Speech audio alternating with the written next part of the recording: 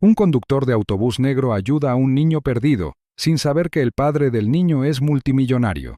La voz corrió como la pólvora, como siempre en los pasillos del Instituto Carver. A la mañana siguiente, Malachi notó el cambio en la forma en que lo miraban los estudiantes. Los susurros lo seguían entre clases. No eran los fríos y escépticos de antes, sino algo más cercano al asombro. Algunos estudiantes que apenas habían reconocido su presencia, ahora lo saludaban con asentimientos, palabras de respeto en voz baja e incluso algunas sonrisas vacilantes. Una chica le metió una nota de agradecimiento en el bolsillo lateral de la mochila cuando creyó que no lo miraba. Otros publicaron vagas declaraciones en línea sobre defender lo correcto, etiquetándose entre sí, pero nunca a él. Aún así, Malachi mantuvo la cabeza baja, caminando por los pasillos con la misma serena determinación. No confiaba en esta nueva atención. El respeto basado en el espectáculo no era algo que quisiera. Había aprendido demasiado bien lo rápido que podía cambiar. No todos se habían ablandado. Algunos estudiantes, especialmente los más cercanos al círculo de Ethan, murmuraron que Malachi había recibido un salvavidas, que las camionetas, los trajes, los contactos, habían cambiado las reglas. Uno susurró con amargura en el vestuario que, si hubiera sido cualquier otra persona, seguiría suspendido. Malachi los oyó, pero no respondió. No tenía nada que demostrar. No fue hasta una semana después de su reincorporación que Ethan finalmente encontró el coraje para hablarle. Ocurrió entre clases, cerca del patio, donde el sol se filtraba entre las finas nubes. Ethan parecía inseguro, con la confianza habitual desvanecida, la mochila colgando torpemente sobre un hombro. Se acercó lentamente, las palabras fluyendo a raudales. No había pretendido que las cosas fueran así. Debería haber hablado antes. Había dejado que el miedo y la presión lo silenciaran. Malachi escuchó sin interrumpir. Podía percibir la sinceridad, pero algo en su interior permanecía inmóvil. Cuando Ethan se detuvo, esperando una respuesta, Malachi asintió una vez, aceptando la disculpa, pero no dijo nada. La distancia entre ellos permaneció, silenciosa, respetuosa, pero no reparada. Malachi sabía que algunas cosas necesitaban más que palabras. La escuela, bajo discreta presión, emitió una disculpa formal la semana siguiente. Esta se presentó durante una breve asamblea matutina, leída por el subdirector con tono mesurado. El nombre de Malachi se mencionó sin fanfarrias, y el incidente se describió como un lamentable malentendido. Algunos profesores lo miraron durante el anuncio. La mayoría de los alumnos aplaudieron cortésmente. No se mencionó el nombre del señor Dalton. Unos días después, la escuela celebró una ceremonia discreta en la biblioteca. Malachi recibió una pequeña placa de cristal por responsabilidad cívica. Su padre estaba a su lado, con su mejor camisa, intentando sonreír a pesar de la emoción en sus ojos. Los flashes de las cámaras brillaron, pero Malachi no sonrió. Sostuvo el premio, asintió cuando se le pidió y soportó la atención sin dejar que lo afectara. Los aplausos se sintieron distantes. El momento no era una cuestión de orgullo, era la supervivencia disfrazada de reconocimiento. Un medio de comunicación local recogió la noticia después de que un profesor les avisara. Se emitió como un segmento breve, 90 segundos durante el noticiero de la noche, con un clip granulado de Malachi en la ceremonia y una voz en off que resumía la controversia. No fue tendencia ni generó debate, pero en algún momento alguien se dio cuenta. Algunas fundaciones de becas se pusieron en contacto. Llegaron correos electrónicos con asuntos como «se solicita más información» y «se anima a solicitar». Entonces, una tarde, llegó la carta. Un sobre grueso con el escudo de una universidad que siempre había parecido una esperanza lejana. Dentro había una oferta de admisión anticipada, matrícula completa, alojamiento y un programa de mentoría para estudiantes de primera generación. Malachi la abrió solo en su habitación, sentado en el borde de la cama. La miró fijamente un buen rato antes de bajarla. Su padre la leyó 3 veces antes de sentir su peso. Sus hombros se estremecieron al abrazar a Malachi, las lágrimas, silenciosas y llenas de alivio. El último timbre del curso escolar sonó en una tarde gris, con nubes bajas y pesadas sobre el campus. Los estudiantes salieron al patio en tropel, riendo y gritando, dejando atrás el año. Malachi salió último, con la mochila al hombro y la correa desgastada en la palma de la mano. Pasó la puerta principal, ahora silenciosa, sin camionetas a la vista. No se detuvo a mirar atrás, no se detuvo en el umbral. Apretó la correa, se ajustó la chaqueta y siguió caminando. El niño no hablaba. Estaba acurrucado en el asiento trasero del autobús vacío, con las rodillas pegadas al pecho y la sudadera con capucha pegada a su pequeño cuerpo, empapado y flácido por la lluvia. Jeremiah miró por el retrovisor por tercera vez en 5 minutos. El niño no se había movido, no había emitido ningún sonido, solo miraba al frente con la inquietante quietud de alguien demasiado acostumbrado a ser ignorado. Los dedos de Jeremiah tamborileaban en el volante, con la mente a 1000 por hora. El protocolo era claro: reportar la situación, esperar a los servicios de protección infantil, pero el protocolo nunca se había fijado en los ojos hundidos de un niño perdido que parecía no haber sido tocado con amabilidad en semanas. Puso el teléfono. Su voz, tranquila pero tensa, explicó la situación. Menor no acompañado, sin identificación, sin teléfono, no estaba en el manifiesto. El nombre, cuando finalmente salió, fue apenas un susurro: Caleb. Sin apellido, solo Caleb. Sin contacto de emergencia, sin mochila, solo un suave murmullo de un nombre y un par de zapatos 3 tallas más grandes. La central confirmó la recepción y le indicó que esperara a que lo recogiera la CPS. Tiempo estimado de respuesta: 40 minutos, quizás más, 40 minutos, en un autobús urbano, con pasajeros cada vez más inquietos y los registros de horarios parpadeando en rojo en la tableta de la empresa montada junto a su tablero. Aparcó el autobús en una terminal entre Elm y la 9, con las luces de emergencia parpadeando y los limpiaparabrisas describiendo arcos rítmicos en el parabrisas.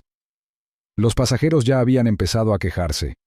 Un hombre mayor con un chaleco de seguridad neón murmuró que llegaba tarde a su turno. Una joven apretaba su teléfono con fuerza, susurrando furiosa a alguien al otro lado de la línea.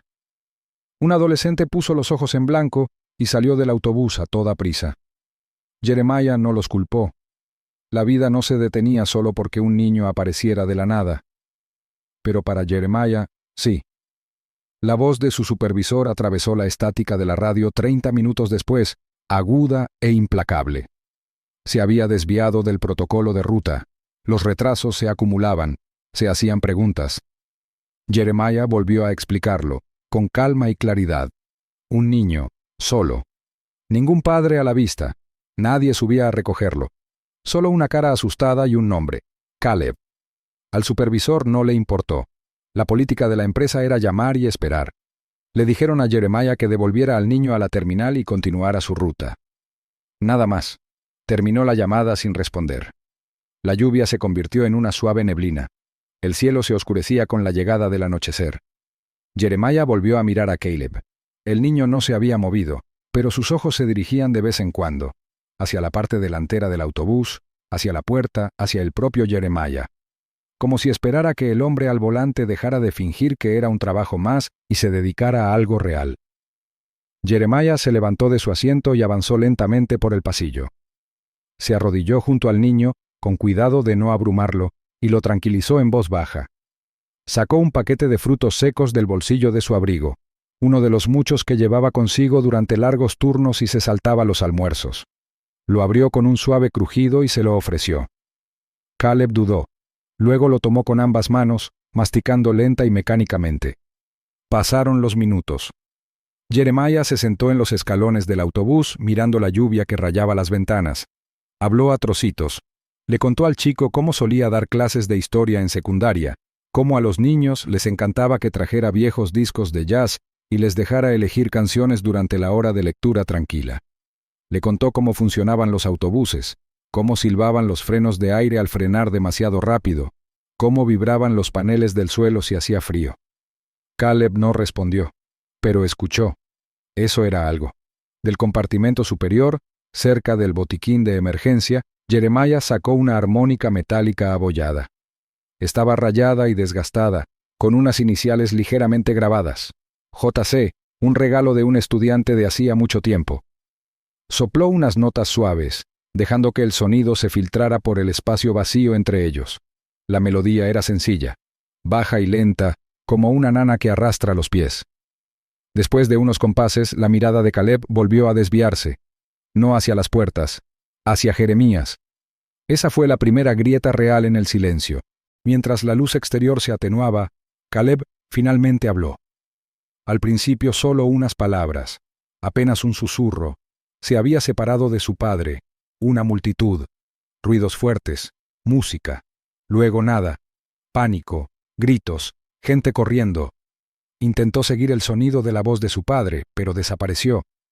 Lo último que recordaba era una gran fuente y violines que resonaban en algún lugar cercano. El centro, supuso Jeremiah, el distrito artístico.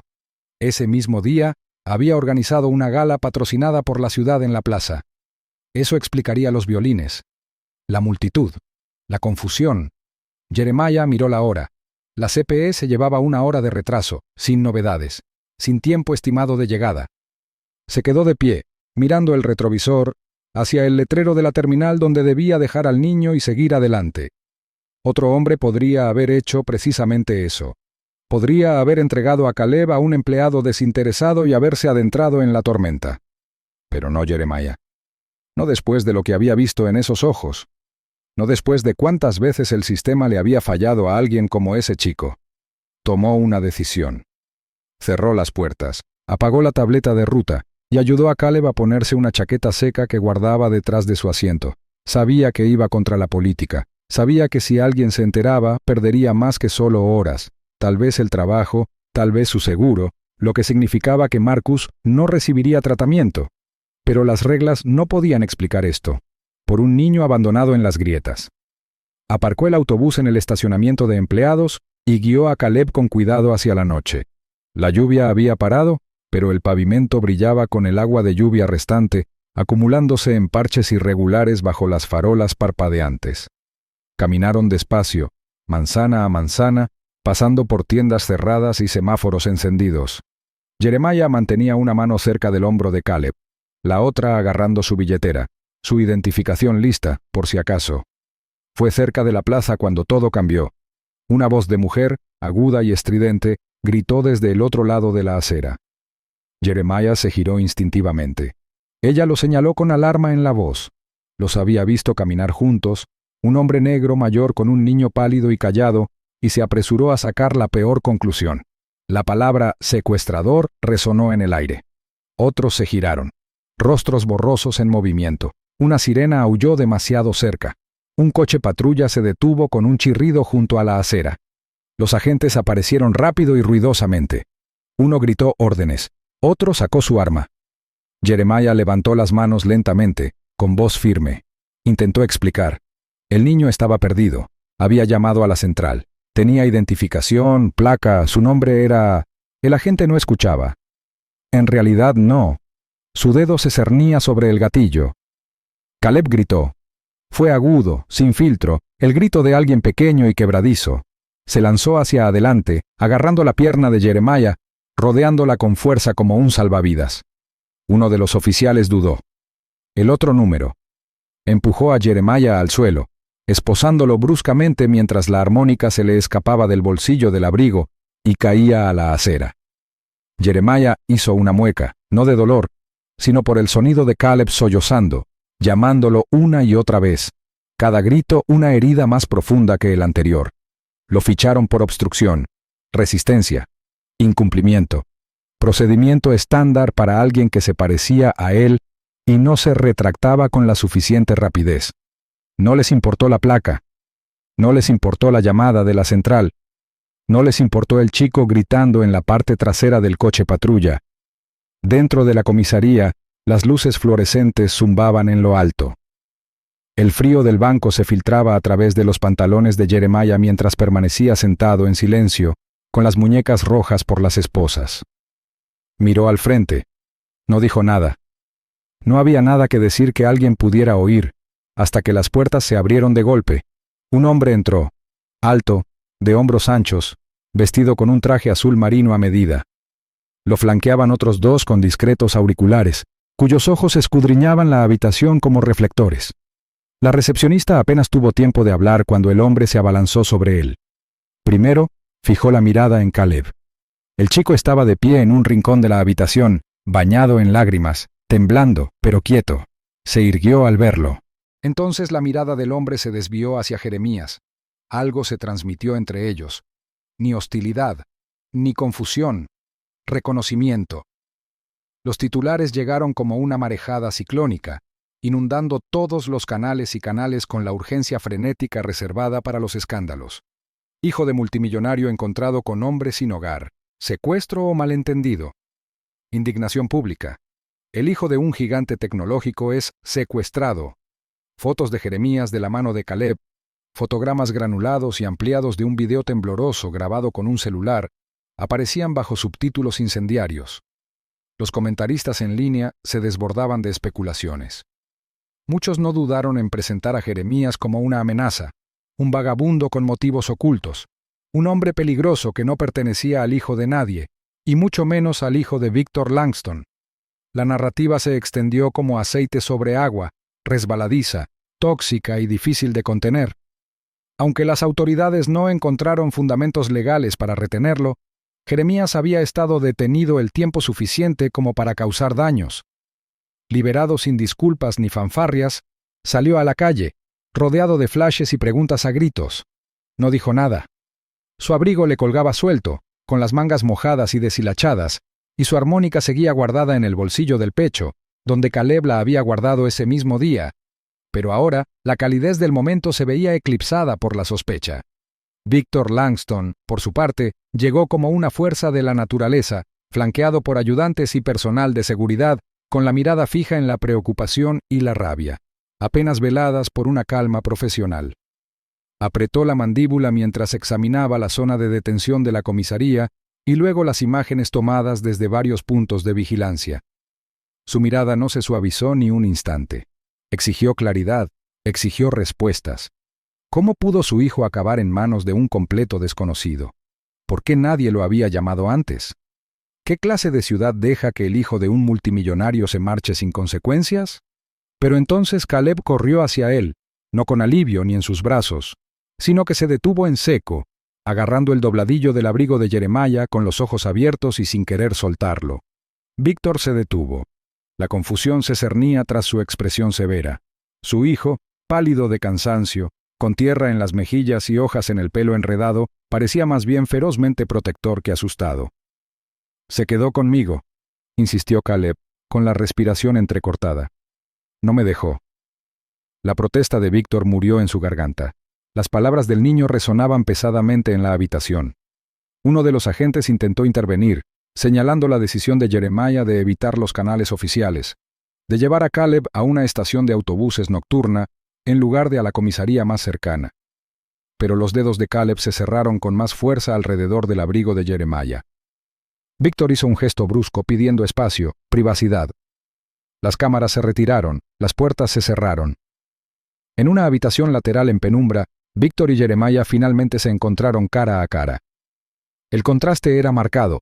Víctor con un abrigo a medida que valía más que todo lo que Jeremiah poseía, con la postura erguida y el frío.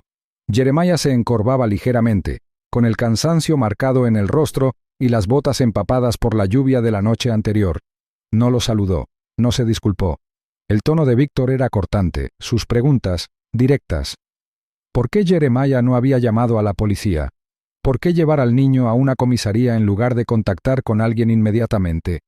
Jeremiah no se inmutó. Explicó lo sucedido sin adornos, cómo había encontrado al niño solo, cómo había esperado a que alguien viniera a buscarlo, cómo lo había acompañado durante la tormenta porque ningún niño debería estar asustado y solo. No había rectitud en su voz, ningún intento de defenderse de las acusaciones que se arremolinaban fuera de esa habitación. Solo una silenciosa convicción.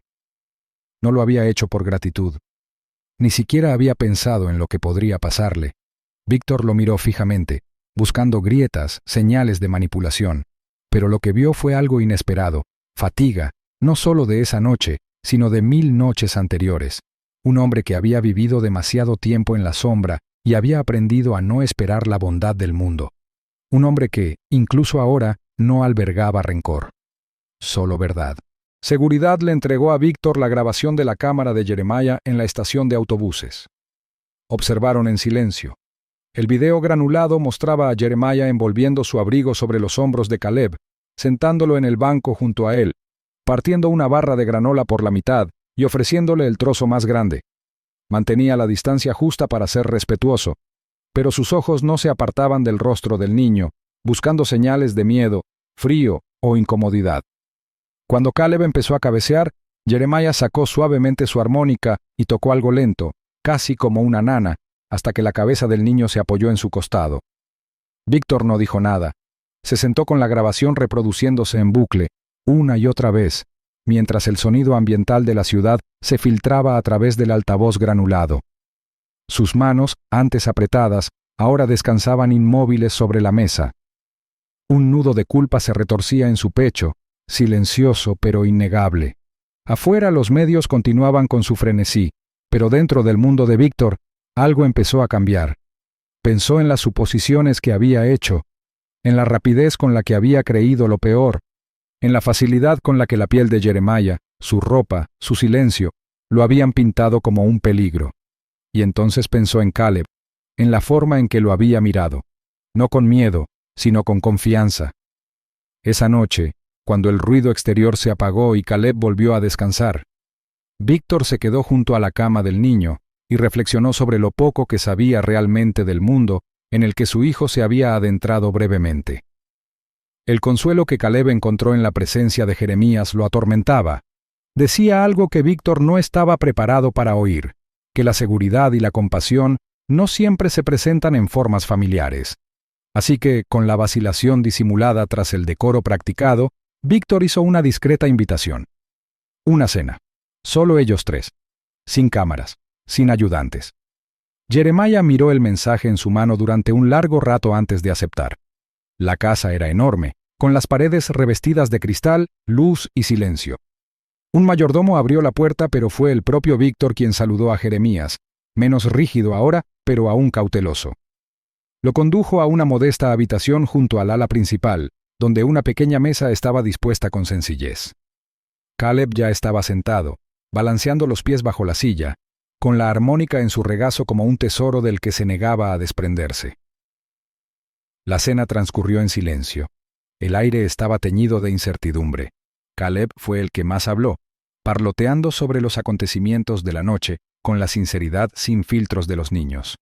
Víctor escuchaba, observando de vez en cuando a Jeremías como si aún aprendiera a verlo con claridad.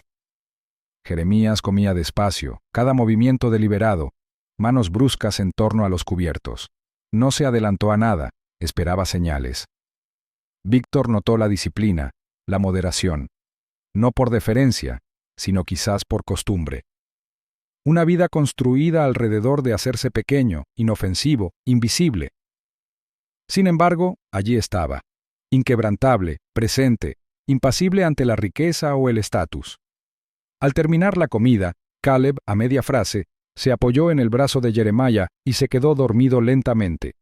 La armónica se le resbaló de los dedos a su regazo, y Jeremiah la atrapó antes de que cayera al suelo. Víctor no lo interrumpió.